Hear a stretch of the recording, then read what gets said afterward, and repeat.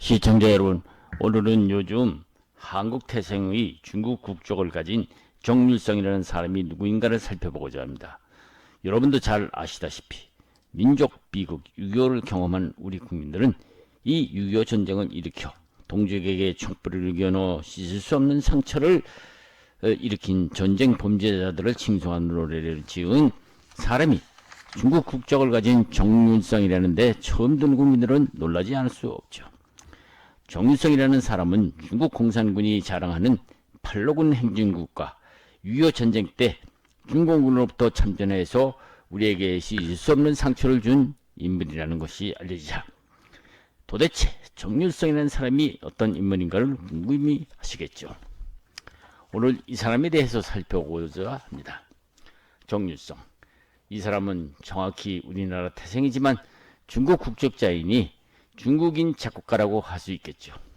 그 정률성이라는 사람의 기념공원을 중국에다 만들겠다는 것이 아니라 우리나라 광주 전남 광주시에 광주시 자체 예산 48억 원을 들여서 소위 정률상 기념공원을 만든다는 계획을 발표함으로써 말썽이 되고 있는 것이죠. 반대한 국민들의 주장을 설명하자면 길게 설명해야 되기 때문에 간단히 요약을 한다면 다음과 같습니다. 6.25 남침 응원한 정률성 공원 조직 계획은 즉각 철회하라. 정률성은 중공군과 북한군 군간을 지어서 그들의 침략을 선동한 인물이다. 이런 사람을 칭송하는 듯한 기념공원 조성 계획은 자유 대한민국 정체성과 우리 국군의 정체성을 명백히 부정하는 것으로서 6.25 전쟁 중 남북한 인구 3천만 명의 절반이 넘는 1,800만 명을 국민들에게 상처를 준 정률성 기념공원을 짓는다는 것은 말이 안 된다. 로 요약되고 있죠. 그렇습니다. 보도를 보면 광주시가 정률성 공원 조성하겠다는 명분은 중국인 관광객 유치를 위해서라고 하는 설명을 하고 있지만 과연 국민 정서상 중국인 관광객 유치가 우리나라 정체성과 우리 국군의 정통성보다도 더 앞서는 것일까요? 정률성이라는 인물은 1914년 전남 광주에서 태어났고 중국으로 건너가 1933년 의열단에 가입한 것이 독립운동을 했다는 것인데요. 그런데 그는 1937년 중국 공산당에 정식으로 입당을 하게 됩니다. 시청자 여러분도 잘 아시다시겠지만은 의열단은 독립운동사를 보면은 독립운동 단체인 것은 맞습니다. 그러나 어떤 단체인지에 대해서는 잘 알려져 있지 않죠. 그럼 한번 알아봅시다. 그가 가입했다는 의열단에 대해서는 백범 김구 선생의 자서전 백범일지에 잘 기록되어 있습니다. 백범일지는 우리나라의 베스트셀러의 하나인데요. 여기서 인용하는 백범일지는 청목사라는 출판사에서 발행한 백범일지에서 잠깐 살펴보고자 합니다. 청목사 발행 백범일지 249페이지를 보면요. 당시 의열단이라는 단체에 대한 기술이 다음과 같이 기술되어 있습니다. 한번 읽어보기로 합시다. 김원봉, 김두봉 등의 의열단이 주동이 되어서 소위 오동 통일회의라는 의열단과 신한독립당, 조선혁명당, 한국독립당, 미주한인 독립단 등을 합쳐서 조선민족혁명당이라는 것을 만들기로 했다는 것이죠. 이 조선민족혁명당이라는 것을 만들어낸 의열단은 임시정부를 눈에 든 가시처럼 싫어하는 터라 임시정부의 해소를 극력 주장하였다. 시청자 여러분, 여기서 김구 선생의 백범일지에 나타난 임시정부를 해소시켰다는 뜻이 몰라서 필자가 한글 사전을 찾아보았더니 다음과 같이 설명이 되어 있습니다. 참고로 읽어보겠습니다. 해소라는 것은 이제까지 일어난 관계를 완전히 소멸시킨다는 말이죠. 이렇게 되어 있습니다. 백범일지에서 말하는 임시정부 해소시킨다는 기술은 국어사전의 해소시킨다는 말에 의하면은 임시정부를 아주 없애자는 뜻이나 마찬가지죠. 자, 그러면 다시 김구 선생이 쓴 백범일지의 그 다음을 한번 잠깐 읽어보기로 합시다. 나는 이들의 행동을 보고 당시 임시정부의 국무위원이었던 김규식, 조성왕, 최동, 송병조, 차이석, 양기탁, 유동열 중 차이석, 송병조를 빼어놓고는 나머지 5명이 의열단 김원봉과 김두봉의 그 통일이라는 말에 달콤한 말에 넘어가서 5사람이 이때부터 임시정부에 참석 않는 등 무관심한 태도를 보이니 이때 의열단 내 김두봉은 어시거나 하고 임시정부가 있는 항주에 나타나서 조선민족혁명당을 반대해오던 차이석, 송병조 임시정부 국무위원 2사람에게 5개 당이 통일된 마당에 이름만 남은 임시정부를 취소해버리자고 강경히 주장했다죠. 이에 대해서 2사람은 이들 주장을 강력히 거부하고 임시정부를 끝까지 지키겠다고 하였다는 것입니다. 그러므로 임시정부는 이때부터 7명의 국무위원 중 5명이 빠졌으니 정기적으로 열리던 임시정부 국무회의조차 할 수 없게 되고 사실상 대한민국 임시정부는 무정부 상태가 될 수밖에 없었다. 그래서 나 김구는 붕괴하여서 임시정부가 있는 항주로 달려갔다. 나는 5개 당 통일론이 나왔을 때만 해도 그럴듯하게 금방이라도 통일단체가 될 것 같았지만 나는 생각이 달랐다. 말로만 5당 통일이지 실제로는 이들은 또 다른 단체를 만들어서 고질적인 당파 싸움만 더 일으키게 될 것이므로 나는 줄곧 반대했던 것이다.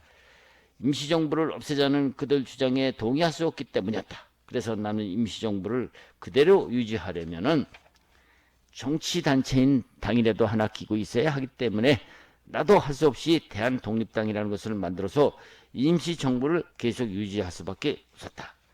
시청자 여러분, 이 내용은 청목사 발행 백범일지 250페이지에 서술된 내용입니다.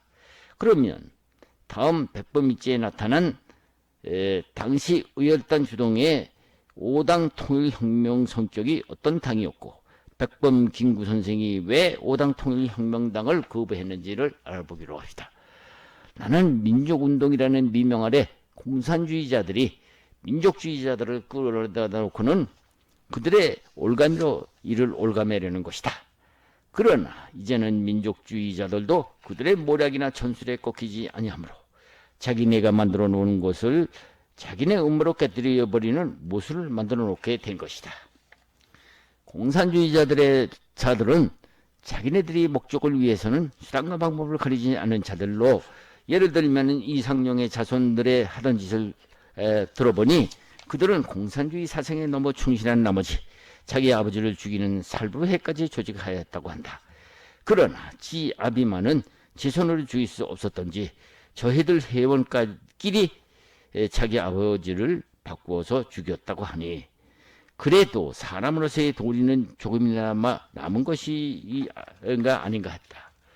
나는 이 붉은 무리들이 민족의 독립운동 단체였던 정의부, 신민부, 참의부, 남군 정서, 북군 정서 등에 스며들어서 능란한 모욕으로 내부로부터 분해시키고 서로가 서로를 미워하게 해서 상대의 모든 조직을 붕괴시키던가, 그렇지 않으면 자기들끼리 싸우게 해서 여지없이 파괴하여 버리고 동료들에게 피를 흘리게 하니 백광은, 김자진, 김규식 등 우리 독립운동에 없지 못할 큰 일꾼들이 이 통에 희생이 되고 말았다. 이 내용은 청목사 발행 백범일지 220페이지에서부터 221페이지까지의 내용입니다. 시청자 여러분, 일부 정치인들 중에는 정률성이 중국의 국적을 취득자이기는 하지만은 요즘 말썽이 되고 있는 정률성 거리 전시관을 찾는 요코라고 부르는 중국 관광객들이 광주에서 꼭 들르는 곳이라면서 중국인 관객 유치를 위해서라도 필요하다는 대한민국 정체성과 국군의 정통성은 문제될 것이 없다는 정치인들의 태도가 문제라면 문제일 수 있는 것이죠. 자, 그렇습니다. 1914년 전남 광주에서 태어나 중국으로 건너간 정률상은 1932년 중국 남경에 지금은 대만으로 쫓겨난 장기적 정부의 지원을 받아서 의열단 김원봉이 세운 학교로, 이 학교를 세운 목적은 당시의 장기적 정부가 일본에게 뺏긴 만주를 도로 탈환하기 위해서 조선과 만주 지방의 노동자 농민층에 대해서는 혁명적 준비 공약과 위조 지폐, 만주와 조선의 위조 지폐를 발행, 만주국의 경제 교란을 시켜서 만주와 일본 요인 등을 암살할 목적으로 군사 간부를 양성하는 학교로서 학교 명칭인 조선혁명군 군사정치학교를 만든 것입니다. 이에 대해서 5대까지는 1대에서 5대까지는 중국인이었고 6대만은 한인들로 된 학교였는데요. 정일선도 이 학교를 졸업하였다고 합니다. 시청자 여러분, 1932년 중국 남경에 당시 지금 대만으로 쫓겨난 장개석으로부터 지원받아 간부 양성학교는 어떤 학교였길래 위열단과 당시 중국 정부가 세운 학교에서 정률성이 입교했을까요? 그렇다면 우리가 잘 알고 있는 위열단이 어떤 단체였는가를 살펴보기로 합시다. 시청자 여러분, 당시 장개석 정부는 어떤 정부였습니까? 당연히 중국 공산당과는 전혀 다른 국민당 정부였죠.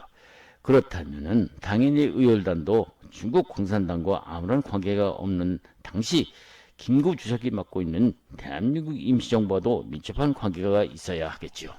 그러나 당시 의열단은 1922년 창단 초기의 의도와는 달리 1926년부터 당시 러시아 공산혁명의 영향을 받아서 공산주의 이론을 받아들이면서 종래의 조국 광복 목표로 설립되었던 순수 민족주의 노선에서 계급적 이데올로기 정당으로 강조하는 공산주의 노선으로 전환되고 있는 과정이었죠.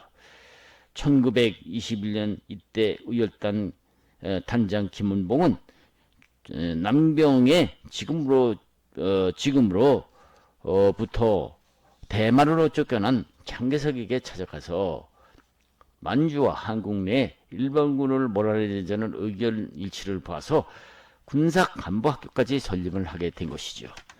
그런데 문제는 공산당이 아니었던 장개석 국민당 정부가 의열단 김원방의 공산주의적 행동에 의심을 하게 되는 것입니다. 국민당 중화민국 총통 장개석은 김원봉이 순수 민족 노선에서 계급적 이데올로기를 강조하는 노선에 의심을 품고 1932년에 설립한 지 3년 만인 1935년에 장개석 정부는 이 학교를 폐쇄시키고 맙니다. 왜 그랬을까요? 당시 장개석 중화민국 정부는 중국 공산당 모택동과 내전 상태로서 공산당과 이해 충돌로 다투고 있을 때였기 때문이었죠. 시청자 여러분, 혹시 의열단이 왜 장개석 정부로부터 이렇게 폐교 조치를 당했는가 하고 궁금하겠죠. 총목재판사 출건 백범일지에 잘 나타나 있습니다. 당시 상황을 백범일지에는 이렇게 기술되어 있는데요. 총목사 백범일지 248페이지 내용을 보면요, 다음과 같이 기록되어 있습니다. 한번 읽어보기로 합시다.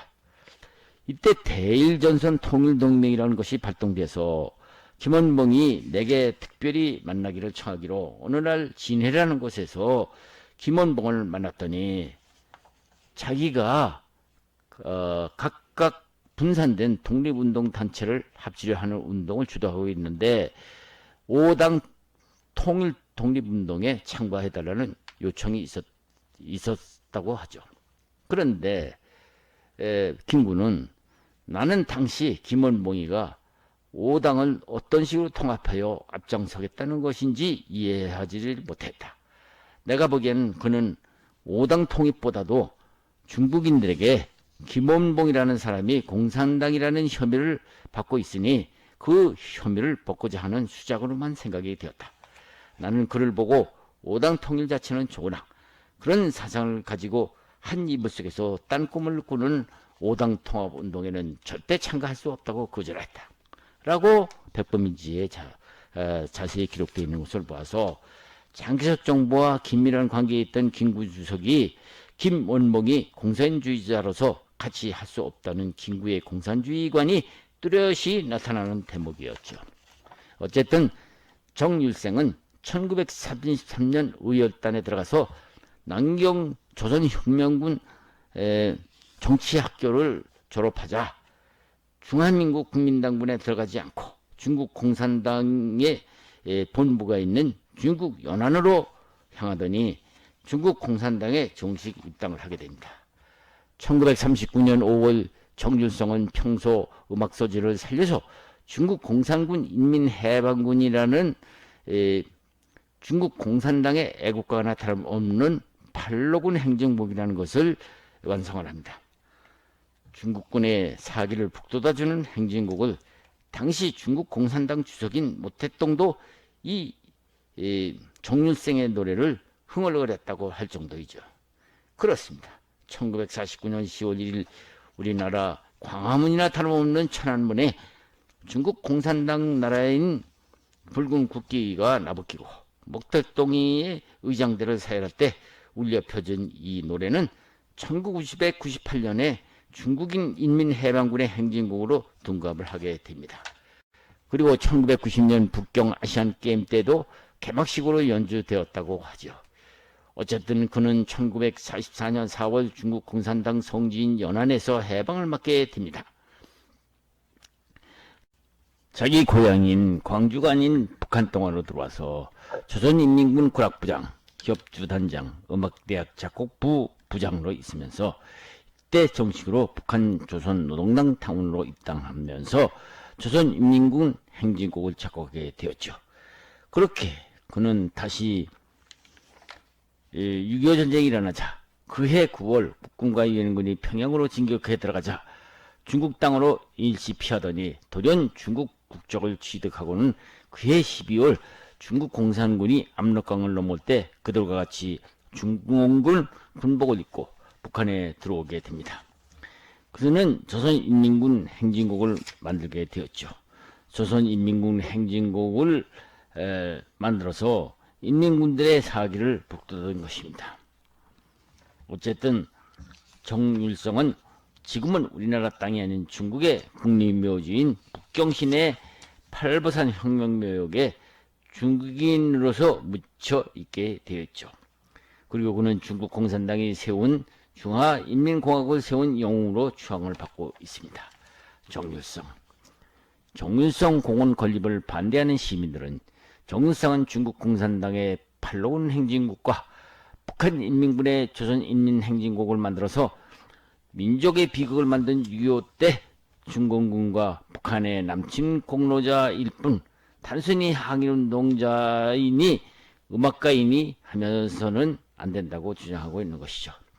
특히 정률성 공원 조성에 대해서 연평도 포격 사건으로 아들을 잃은 서종무 하사의 어머니는 한 언론기관과의 인터뷰에서 자기는 평생 교직생활로 살아왔기 때문에 광주 정서를 누구보다도 잘 알고 있다면서 6.25 전쟁으로 수많은 국민을 전쟁으로 몰아넣고 고생한 국민들의 한을 무시하고 공산 세력에 협조하고 통제한 사람을 기념하는 그런 공원을 만든다는 것은 앞뒤가 맞지 않는다면서 이제는 어젯밤에는 내내 정말 피눈물 나는 아픔을 느꼈다고 대답을 하더라는 것이죠. 물론 강기정 광주시장은 중국인 관광객에게 도움이 될 것이라면서 이렇게 답변을 했다고 하죠. 집행이 이미 다 끝나버린 사업이라 그러니까 철회는 말이 안 된다는 답변을 언론기관에 대답을 했다고 하죠. 그렇습니다. 아무래도 국민들은 이에 대해서 48억이나 드는 혈세가 된다는 것입니다. 이에 대하여 국민들의 반응은 이런 식이라면 이완용의 역사공원이라도 만들면은 일본인 관광객이 많이 와서 그곳을 돌아본다는 논리와는 무엇이 다르다면서 어떤 국민들은 이런 사람을 기념한다면은 6.25 전쟁 때 중공군 공격으로 아직까지 시체도 찾지 못하고 있는 우리 국민들의 넋을 누가 찾아주겠느냐 하는 것이죠. 그렇습니다. 낡은 이념이 어떠니 하면서 국민들이 원치 않는 정치인들의 행동에 대해서 국민들은 그것은 이념 문제 이전에 이미 현실 문제가 더 문제가 된다는 것이죠. 시청자 여러분, 이 문제가 어떻게 다고 생각하십니까?